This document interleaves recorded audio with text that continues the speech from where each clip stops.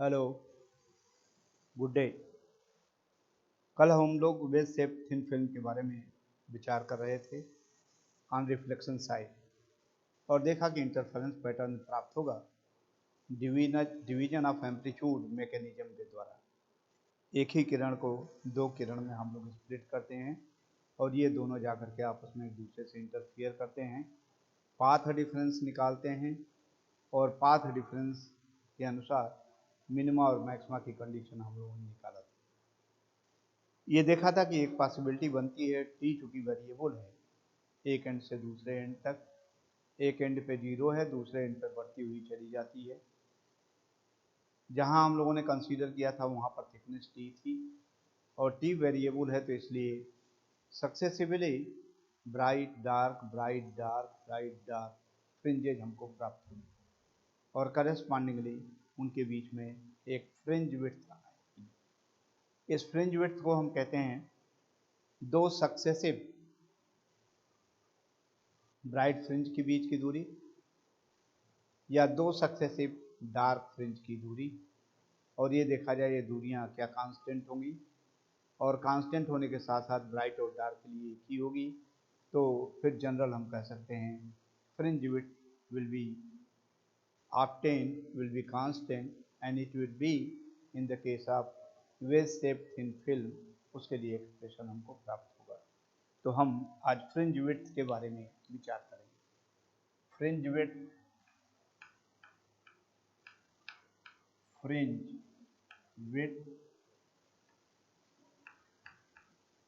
इन wedge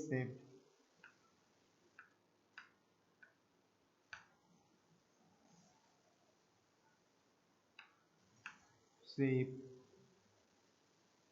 thin film।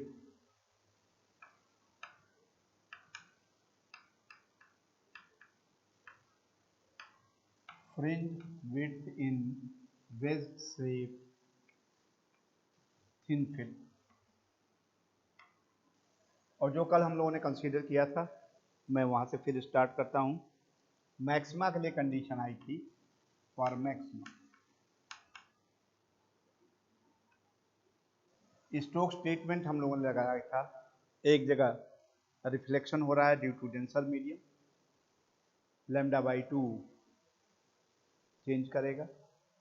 एक जगह reflection हो रहा है ड्यू टू रेयर मीडियम, कोई परिवर्तन नहीं होगा। एक जगह रिफ्रैक्शन हो रहा है, इसलिए कोई परिवर्तन नहीं होगा।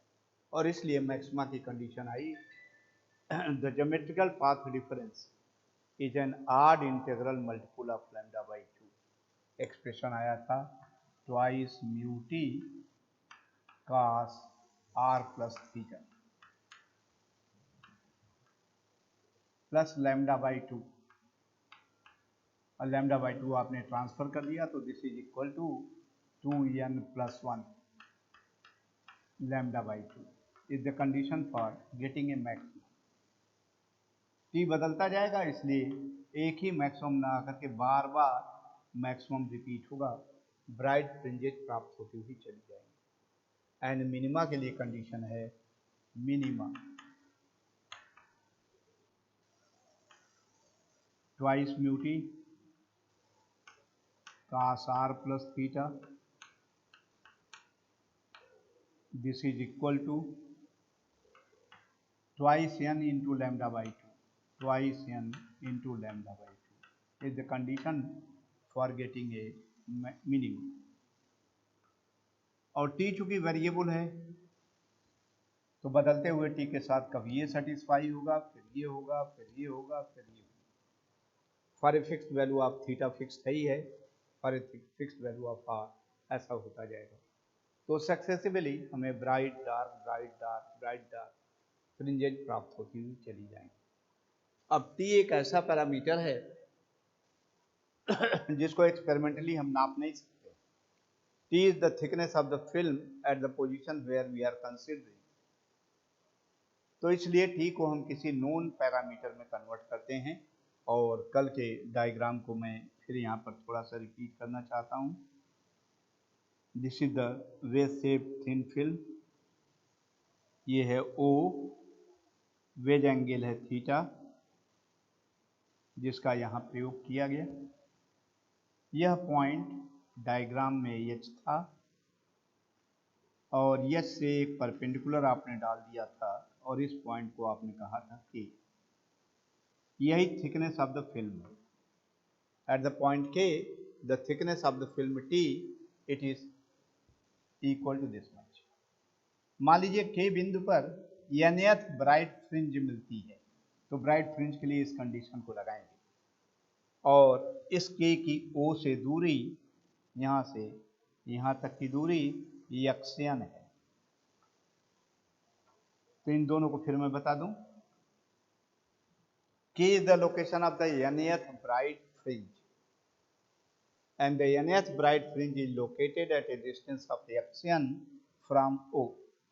और हमने कल डिस्कस किया था O पर डार्क फ्रिंज प्राप्त होगी। O पर effective T is equal to 0 है, इसलिए λ/2 पाथ डिफरेंस हो जाएगा। आड इंटीग्रल मल्टीपल ऑफ λ/2 है, इसलिए वहां पर मिनिमा प्राप्त होगा। तो वो पर मिनिमा प्राप्त होगा जैसे जैसे हम बढ़ते जाएंगे, मैक्सिमा मिनिमा मैक्सिमा मिनिमा, और इसमें के बिंदु पर nth bright fringe located. nth में भी anyone, 15th fringe, may be 10th fringe, may be 20th fringe. So nth bright fringe is located at the point के और इसकी ओ से दूरी है यक्सियन। ऑब्वियसली इस ट्रायंगल के अनुसार tan theta is perpendicular upon base t by xn। और t क्या है, xn क्या है, मैं बता चुका हूँ आपको, इसलिए t की वैल्यू आ जाएगी xn tan थीटा। xn हम नाप सकते हैं, लोकेशन क्या है, कहाँ पर अवस्थित है, ये ट्रैवलिंग माइक्रोस्कोप की सहायता से नापा जा सकता है। थीटा दिया हुआ है, इसलिए tan थीटा भी ज्ञात है, तो t की वैल्यू हम इस तरह से नोन पैरामीटर में कन्वर्ट कर सकते हैं, एक्सियन tan theta. nth bright fringe, late us try for bright fringe. Bright fringe की पहले बात करते हैं, ऐसे ही डार्क फ्रिंज के लिए भी करें तो वही रिजल्ट आएगा। ब्राइट फ्रिंज, ब्राइट फ्रिंज ये nth ब्राइट फ्रिंज, t के लिए लोकेशन है एक्सियन, तो t की वैल्यू यहाँ सब्स्टिट्यूट कर दें, twice mu t and t is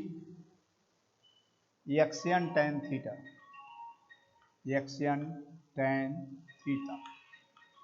this is equal to twice mu t cos r theta, cos r plus theta.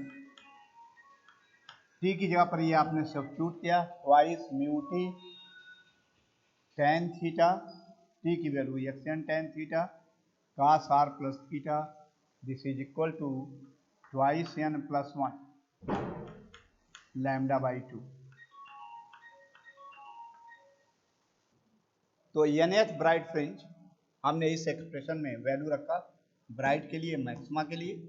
t की जगह पर रख दिया एक्सियन tan थीटा, तो twice mu x n tan theta cos r plus theta it is equal to twice n plus 1 λ/2। nth bright fringe at a distance of x n from which point O से इसकी दूरी, theta आप जानते हो, r दिए हुए r के corresponding. Next fringe, ये nth फ्रिंज के लिए है, nth फ्रिंज के लिए एक्सप्रेशन है A। Now B n plus 1th fringe, यदि ये 10वां फ्रिंज है तो ये 11वां फ्रिंज का करना क्या होगा, n की जगह पर n प्लस 1 रखना पड़ेगा और इसके करेस्पॉन्डिंग लोकेशन मान लीजिए, लोकेशन जो है x n प्लस 1 हो जाना है, n की जगह पर n प्लस 1। ये एक्सियन लोकेटेड है nth fringe, xn plus 1 is the location of the n plus 1th fringe. रख दीजिए इसी एक्सप्रेशन में, तो ट्वाइस म्यू एक्सियन की जगह पर xn plus 1 tan theta theta constant है, वेज एंगल है, cos r plus theta, r भी चेंज नहीं कर रहा है, थीटा कांस्टेंट है ही है। This is equal to n की जगह पर एन प्लस वन रखेंगे, 2 का गुणा करेंगे तो 2n प्लस 2 प्लस 1 तो 2n plus 3, 2n plus 3 into lambda by 2। घटा दीजिए इसमें से इसको, तो twice mu,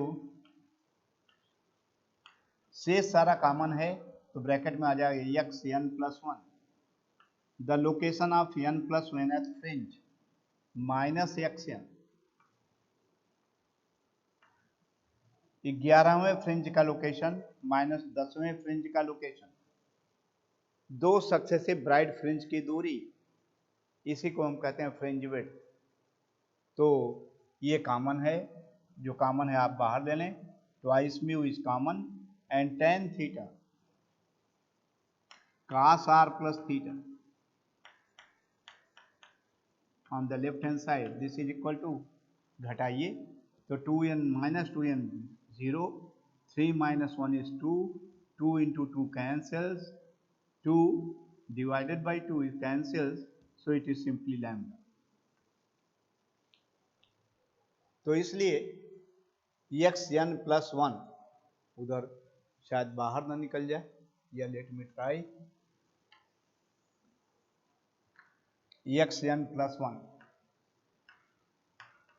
minus x n, this is equal to lambda divided by, नहीं बाहर निकल जाएगा, या ट्वाइस म्यू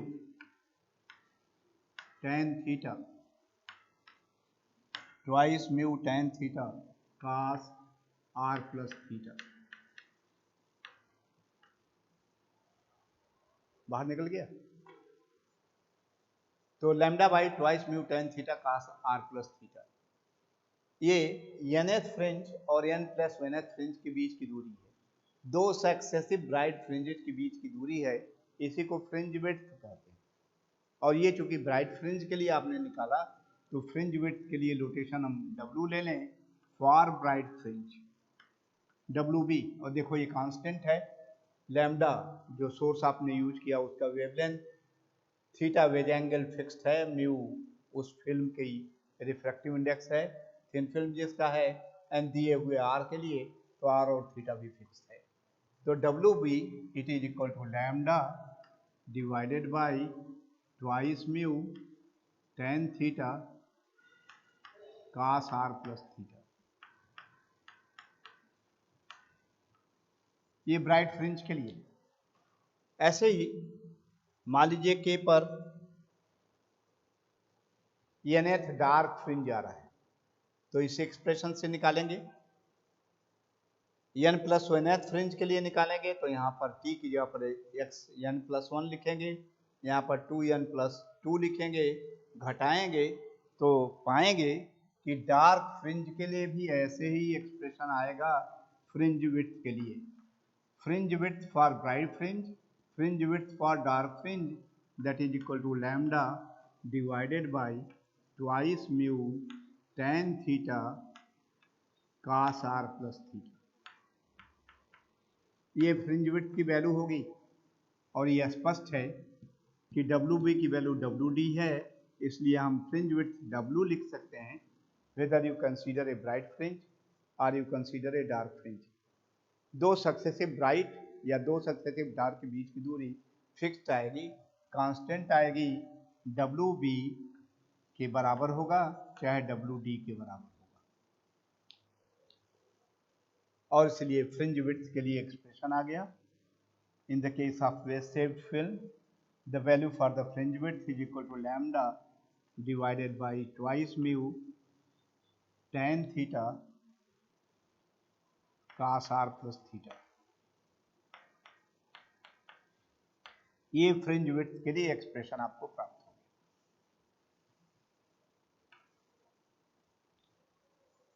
अब एक विशेष कंडीशन हम यहां पर अप्लाई करते हैं, if the rays which are incident, it is incident normally on the surface, It is incident normally on the surface.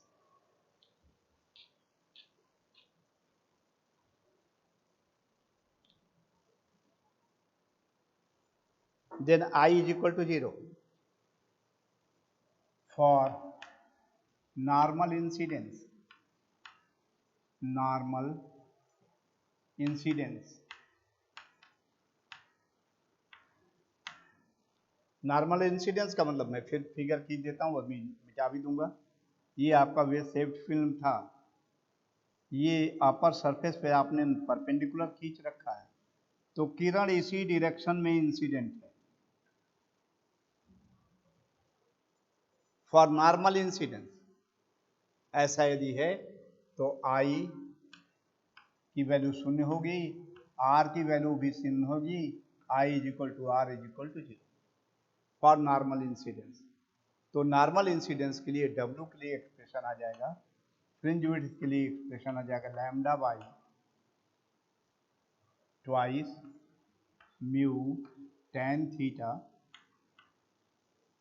और cos r प्लस थीटा की जब पर आ जाएगा, r इज 0 तो simply cos theta. Now tan theta is equal to sin theta by cos theta, तो cos theta cancel हो जाएगा, we get fringe width it is equal to lambda divided by twice mu sin theta।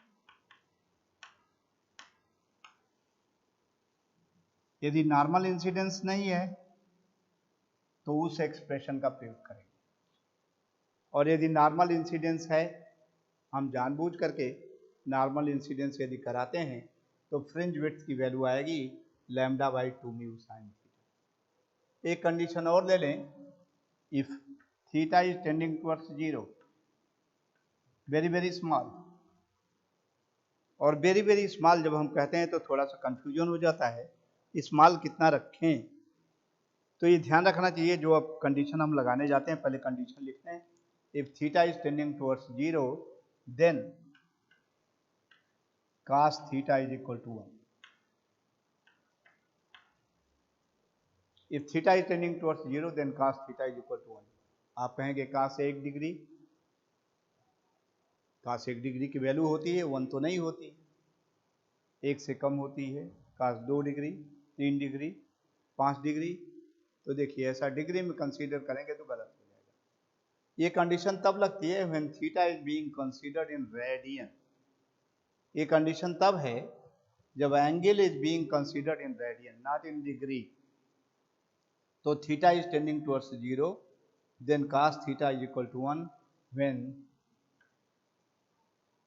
Theta is considered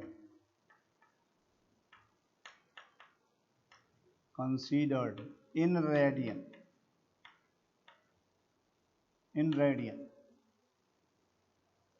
when theta is equal to करीब करीब 10 degree converted into radian almost 0 होता है, 15 degree तक करीब करीब 0 ही होता है।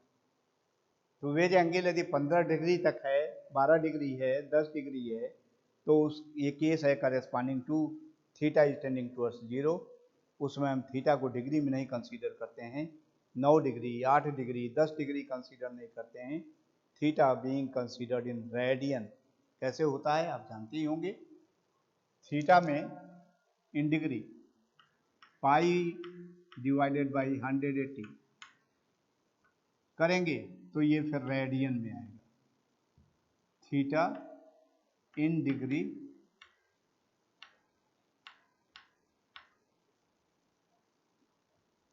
कन्वर्टेड इनटू रेडियन,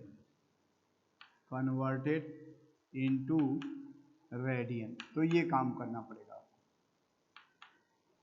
2 डिग्री है तो 2 इंटू पाई 3.14 डिवाइडेड बाई 180, तो ऑलमोस्ट वैल्यू टेंडिंग टुवर्ड्स 0 हो जाएगी। तो theta being considered in radian, तो if theta is tending towards 0 then cos theta is equal to 1, तो W फ्रिंज विड्थ की value आ जाएगी लैम्डा बाई 2 म्यू थीटा। तो फ्रिंज विड्थ के लिए 3 एक्सप्रेशन आपको मिला, यदि आर की वैल्यू दी है, थीटा की वैल्यू दी है, लैम्डा की वैल्यू दी है, तो फ्रिंज विड्थ की वैल्यू कितनी आएगी इस एक्सप्रेशन से निकालेंगे। यदि नॉर्मल इंसिडेंस है तो नॉर्मल इंसिडेंस के लिए ये एक्सप्रेशन इसका आप प्रयोग करेंगे। ध्यान रखें theta is being considered in degrees, वहाँ थीटा डिग्रीज में, और यदि theta being considered in radian है तो इस एक्सप्रेशन का आप प्रयोग करेंगे। थीटा को कंसीडर करेंगे आप रेडियन में जितनी वैल्यू आएगी, यदि मान लो वेज एंगल 11 डिग्री है तो 11 डिग्री कन्वर्टेड इनटू रेडियन आप रखेंगे, तब फ्रिंज विड्थ की वैल्यू आ जाएगी। या तो यहाँ साइन 11 रख करके आप निकालिए, साइन टेबल से इसकी वैल्यू निकाल लीजिए, कैलकुलेटर से आपका निकल जाएगा, डब्ल्यू की वैल्यू निकालिए और थीटा 11 डिग्री को कन्वर्ट करिए रेडियन में कन्वर्टेड वैल्यू को यहाँ रखिए तो फ्रिंज विड्थ की वैल्यू उतनी ही आ जाएगी। और इस तरह से इस पर न्यूमेरिकल भी कभी कभी आते हैं। न्यूमेरिकल किस तरह का आ रहा है उसको ध्यान दीजिए कि थीटा डिग्री में दिया हुआ है, नॉर्मल इंसिडेंस है, तो थीटा यदि नॉर्मल इंसिडेंस है और डिग्री में दिया हुआ है तो इस सूत्र का प्रयोग करें। नॉर्मल इंसिडेंस है और थीटा को यदि आप रेडियन में कन्वर्ट करते हो तो इस एक्सप्रेशन का प्रयोग करें, अन्यथा जनरल केस दिया हुआ है, आर की वैल्यू भी दी हुई है, थीटा भी दिया हुआ है in degree, or in degree, तो करेस्पॉन्डिंगली वहाँ उसकी सहायता से फ्रिंज विड्थ की वैल्यू निकाली जा सकती है। So this is all as far as the wave shape thin film is concern, और केवल रिफ्लेक्शन साइड में हम कंसीडर कर रहे हैं कि रिफ्लेक्शन पैटर्न कैसे बनेगा। इसको इसलिए भी हम कंसीडर करते हैं कि इसका उपयोग हम करते हैं, अभी अगला जो हम कंसीडर करेंगे that is the Newton's ring experiment. Newton's ring कहलाता है, क्या होता है, कैसे इंटरफेरेंस पैटर्न प्राप्त होता है, तो उसमें वेव शेप थिन फिल्म बनती है, लेकिन यह वेव शेप थिन फिल्म किसी मटेरियल की न बन करके, साबुन का घोल, मिट्टी का तेल का न बन करके जिसका रिफ्रैक्टिव इंडेक्स म्यू होता हो, यह एयर की थिन फिल्म बनती है। और एयर के लिए रिफ्रैक्टिव इंडेक्स वैल्यू आप जानते हो 1 होता है, तो इसके लिए करेस्पॉन्डिंग एयर की थिन फिल्म बनती है और उसमें फिर इंटरफेरेंस पैटर्न प्राप्त होता है। संयोग से यह इंटरफेरेंस पैटर्न सर्कुलर होता है, इसलिए इसको रिंग कहते हैं, और न्यूटन ने इसको इन्वेंट किया था, इस तरीके को बताया था, इसलिए इसे न्यूटन्स रिंग कहते हैं। So now let us try to see how the Newton's rings are obtained in the case of interference experiment. इसके लिए एक एक्सपेरिमेंटल अरेंजमेंट करना पड़ता है, उस विशेष एक्सपेरिमेंटल अरेंजमेंट को करेंगे तभी न्यूटन्स के रिंग प्राप्त हो पाएंगे। तो हम उस एक्सपेरिमेंटल अरेंजमेंट के बारे में पहले आपको बताने की कोशिश करेंगे। So this is all as far as wave shape thin film is concerned.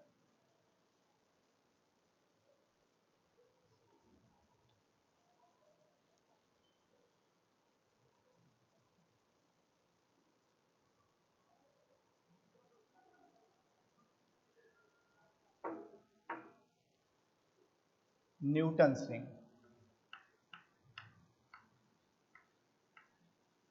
Newton's ring, ये इंटरफेरेंस पैटर्न नहीं है, सर्कुलर बनता है, रिंग फॉर्म का होता है, इसलिए इसको रिंग कहते हैं, न्यूटन्स रिंग। इसके लिए एक्सपेरिमेंटल अरेंजमेंट जो हम यूज करते हैं वो ऐसा होता है, एक मोनोक्रोमेटिक सोर्स ले लेते हैं, there is a source monochromatic, parallel rays चाहिए, तो पैरेलल रेज के लिए it must be kept at infinite, सूरज से आने वाली किरणें पैरेलल है, तो सोर्स को इनफाइनाइट पे कैसे रखा जाए, तो उसके लिए एक लेंस हम यहाँ पर ले लेते हैं, ये लेंस ये L1 ले लेते हैं, डबल कॉन्वेक्स लेंस लेते हैं और लेंस के फोकस पे सोर्स को रख देते हैं। इसका फोकल पॉइंट जो होता है, जो फोकस होता है, उस पर इस सोर्स को रख देते हैं, तो फल ये होता है कि इससे निकलने वाली किरणें लेंस से गुजरने के उपरांत पैरेलल हो जाती है, एज इफ की source has been kept at infinity, और निकलने वाली किरणें एक दूसरे के पैरेलल हो जाती हैं। तो एक लेंस की सहायता से सोर्स को हम अनंत पर रख लेते हैं, या इस अरेंजमेंट की सहायता से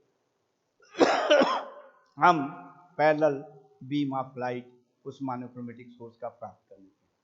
इस लेंस को कहते हैं कॉलीमेटिंग लेंस। कॉलीमेटिंग लेंस ऐसा लेंस जिसकी सहायता से पैरेलल रेज प्राप्त किया जा सके, और सिंपल सा तरीका, लेंस के फोकस में मोनोक्रोमेटिक सोर्स को रख देते हैं। इस सोर्स के पाथ में एक सिंपल थिन ग्लास प्लेट रखी जाती है। ये glass plate G1 at an angle of 45 degree. क्यों 45 अंश पे रखते हैं, ये भी अभी आपको स्पष्ट हो जाएगा। ठीक वैसे ही जैसे माइकलसन मोरले एक्सपेरिमेंट हम लोगों ने डिस्कस किया था, तो उसमें भी जो सीट रखी जाती है वो 45 अंश के कोण पे ही रखी जाती है। तो यहाँ भी 45 अंश के कोण पे रखा, ये किरण यहाँ जाती है, इस पर इंसिडेंट होती है,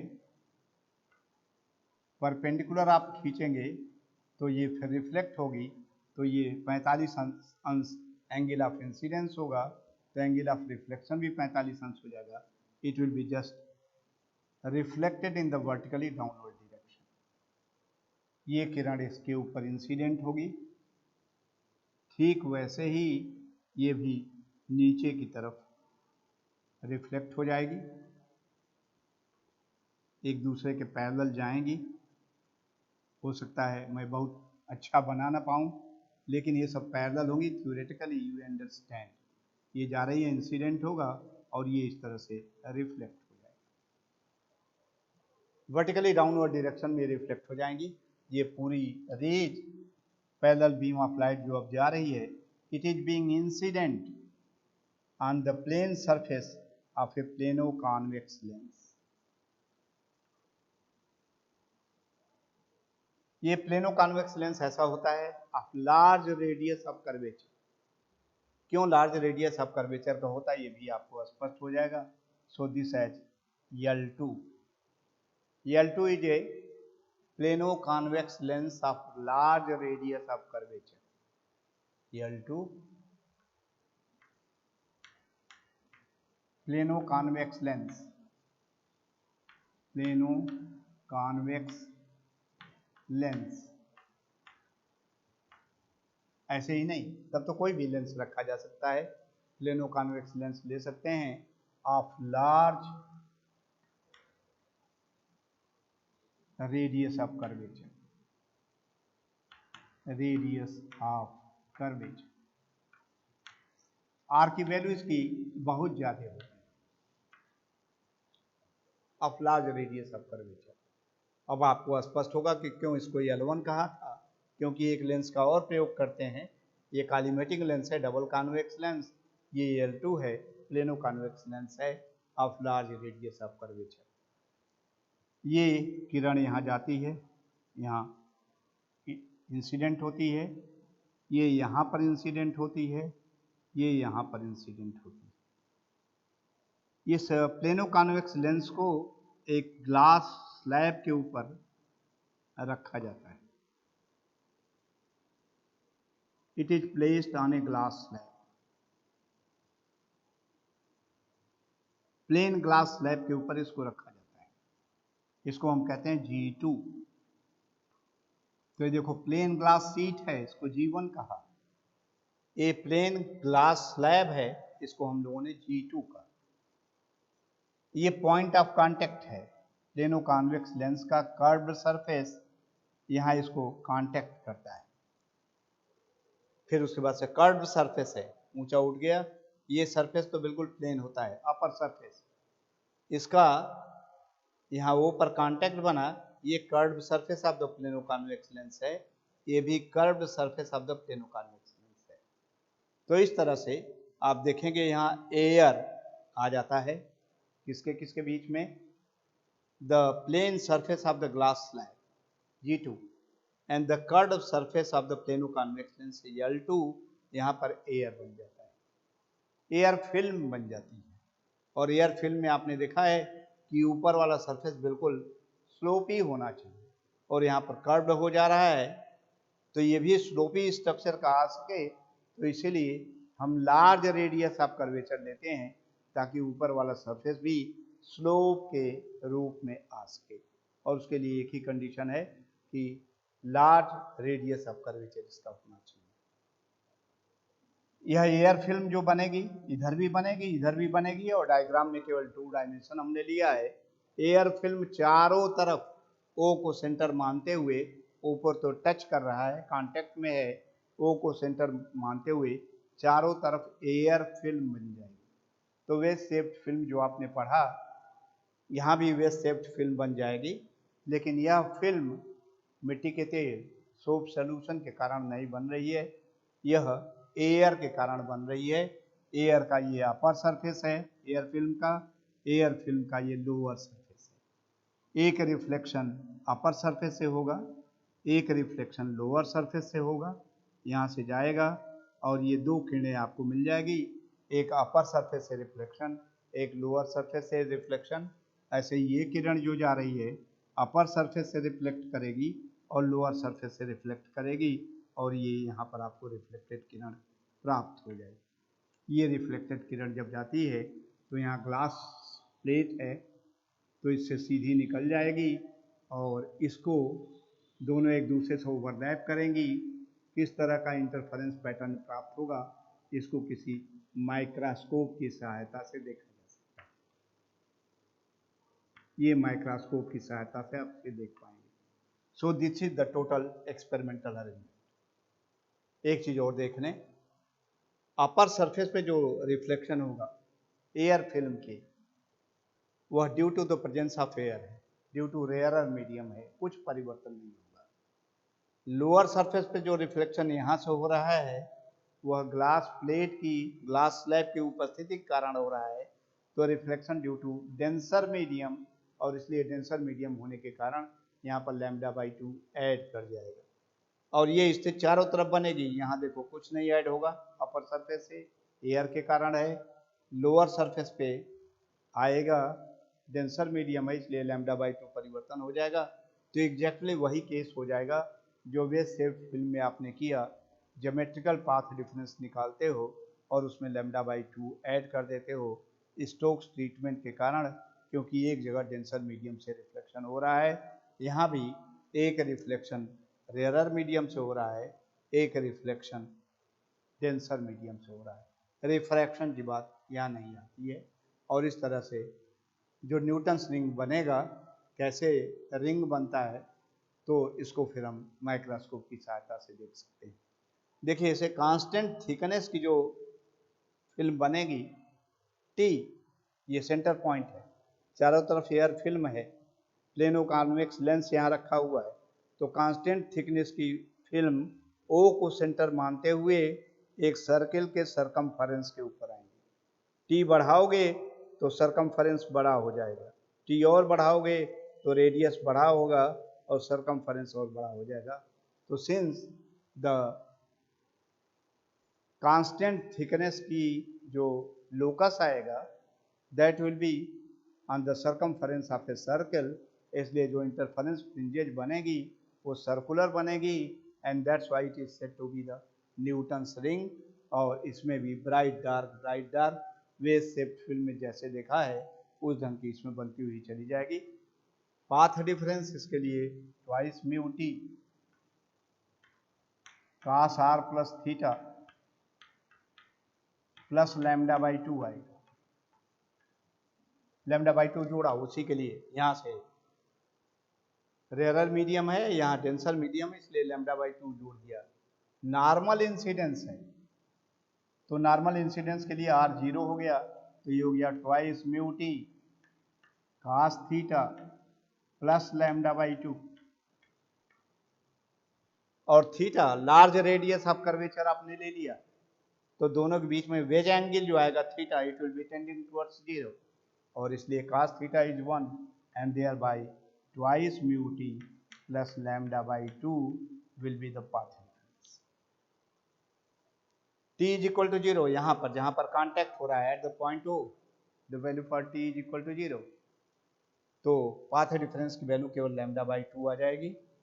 lambda by 2 is an odd integral multiple of lambda by 2, तो इसलिए मिनिमा प्राप्त होगा। इसलिए O बिंदु पर पॉइंट ऑफ कांटेक्ट पे सदैव मिनिमा प्राप्त होगा। कब मैक्सिमा कब मिनिमा और किन स्थानों पे प्राप्त होगा इसके बारे में मैं फिर आपको बताऊंगा। सो this is all for today, thank you very much.